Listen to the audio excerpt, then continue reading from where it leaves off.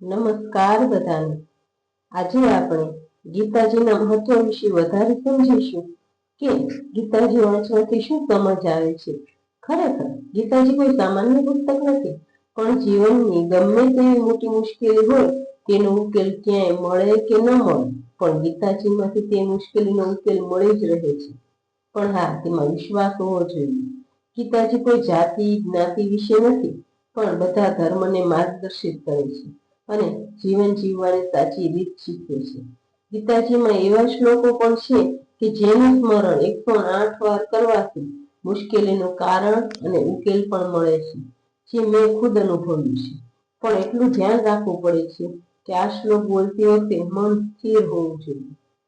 તમે જ્યારે ખૂબ મૂંઝવણ અનુભવતા હોય, મન ક્યાંય લાગતું ન હોય, તો ગીતાજીનું વાંચન કરવાથી એક અનેરો ઉત્સાહ આવી જાય છે। તેથી જ તો ગીતાજી ચમત્કારી પુસ્તક કહેવાય છે।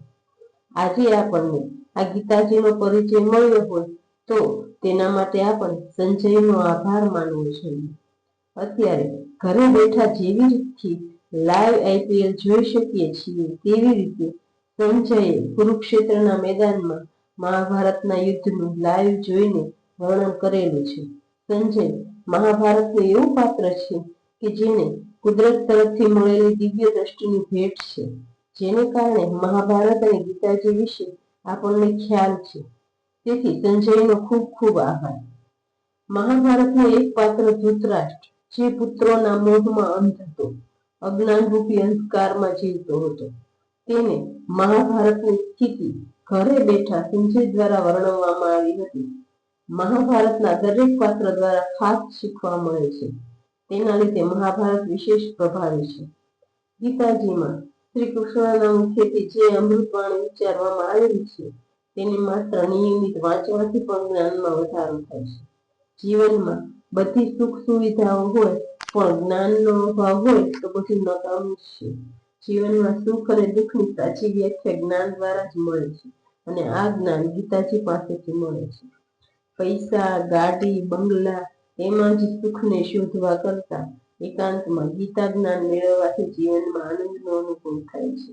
ગીતાજીના દરેક શ્લોક વાંચવાથી જાણે શ્રી કૃષ્ણ સાથે વાતો કરતા હોય તેવું લાગે છે।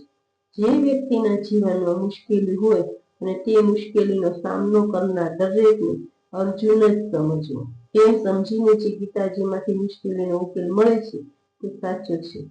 મહાભારતના યુદ્ધમાં અર્જુને કુરુક્ષેત્રના મેદાનમાં પોતાના સગા સંબંધીઓને જોઈને મોહમાં દુઃખી થવા લાગ્યો, ત્યારે શ્રી કૃષ્ણએ કહ્યું અર્જુનને, આ યુદ્ધમાં તું તો નિમિત્ત માત્ર છે, આ લોકો મરવાના જ છે, એટલે તું દુઃખી થા।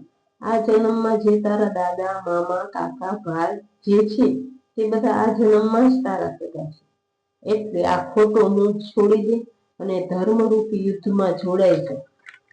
ગીતાજીને સમજવાનો અનેરો આનંદ હવે પછીના વિડીયોમાં શરૂ થઈ જશે, તો બને તેટલા આ ચેનલને સબસ્ક્રાઈબ કરી લેજો અને વિડીયોમાં મને સાંભળવા બદલ તમારો બધાનો ખૂબ ખૂબ આભાર। ધન્યવાદ।